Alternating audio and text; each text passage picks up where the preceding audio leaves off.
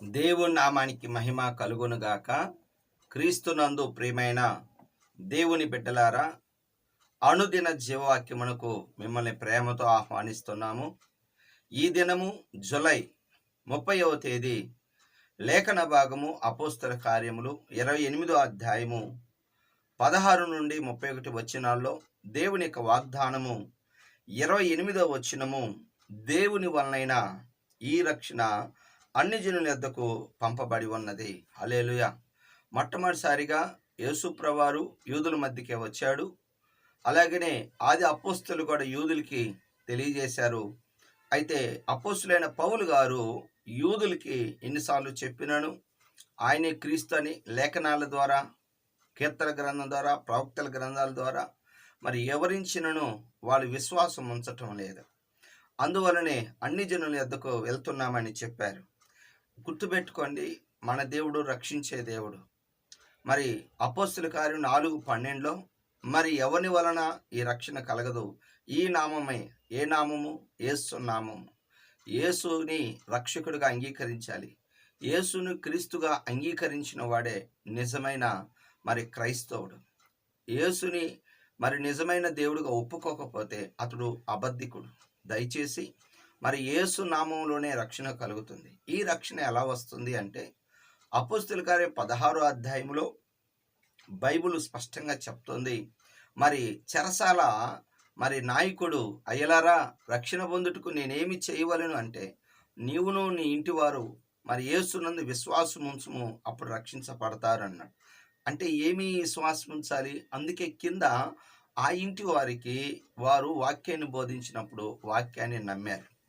అపోస్తుల కార్యం 2వ అధ్యాయంలో కూడా ఎవరైతే పేతురు గారి యొక్క మరి వాక్యాన్ని అంగీకరించారో లక్షల మంది వినుండొచ్చు, 3000 మందే రక్షించబడ్డారు. అలాగనే యేసుని హృదయంలో చేర్చుకోవాలి.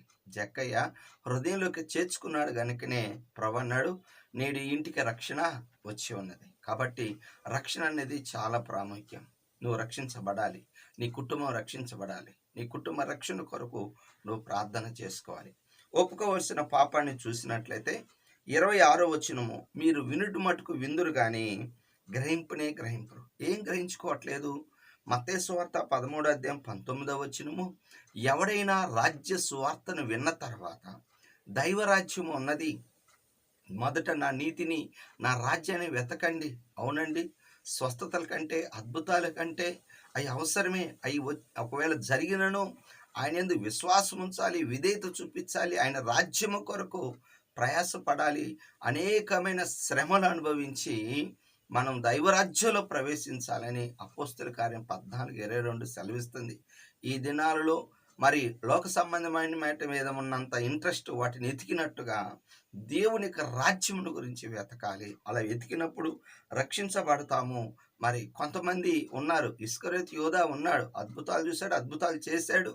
అయితే అతడు దైవరాజ్యానికి అర్హత లేకుండా మరి ప్రభువుని అప్పచెప్పి మరి తాను ఊరిపోసుకొని చనిపోయాడు. అలా ఉండకూడదు. మనం గ్రహించుకోవాలి, అది నీ చేతిలోనే ఉంది.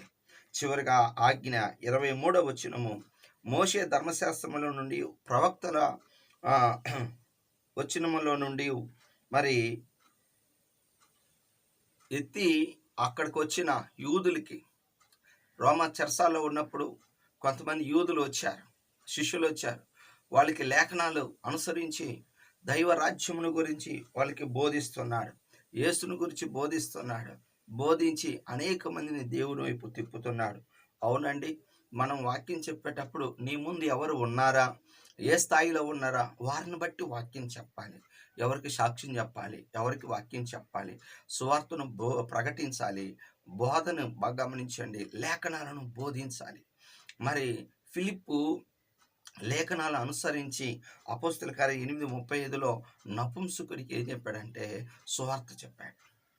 లేఖనాలలో నుంచి యేసును గూర్చిన వార్త బిడ్డకి తెలియజేశాడు. ఒక భక్తుడు చెప్తాడు, ప్రతి అధ్యాయంలో ప్రభుని గురించి మర్మంగా రాయబడిందంట. అవునండి, ఏదైనా సరే నువ్వు రక్షించబడి ఆ దైవ రాజ్యాన్ని స్వతంత్రించుకోవాలన్నది దేవుని యొక్క ఆశ.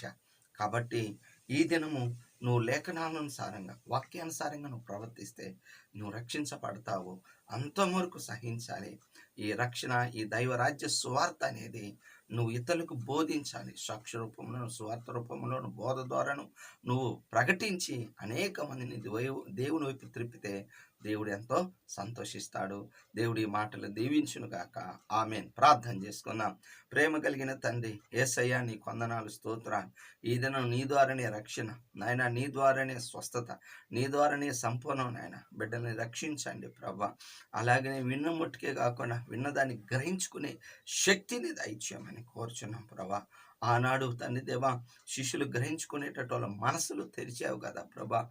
అయా తండ్రి, హృదయాన్ని తెరిచినప్పుడు నాయన, పౌలు గారి మాటలేందో లక్ష్యం ఉంచినట్లుగా ఈ బిడ్డల హృదయాలు తెరవండి నాయన. తండ్రి, బోధించే వాళ్ళుగా దయచేయమని కోరుతున్నా. సహాయం చేయండి. వింటున్న ప్రతి బిడ్డని నీ రాజ్య సువార్తలో ఒక పాత్రగా, పనిముట్టుగా వాడుకోమని, మహిమను తెచ్చుకోమని యేసు నామములో ప్రార్థిస్తున్నాను తండ్రి. ఆమేన్. తండ్రి యొక్క ప్రేమ, కుమారుని యొక్క కృప, పరిశుద్ధాత్మ దీవెన సదాకాలం మనందరికి తోడై ఉండును గాక. ఆమేన్. హల్లెలూయా. దేవుడు మిమ్మల్ని దీవించును గాక. ఆమేన్. హల్లెలూయా.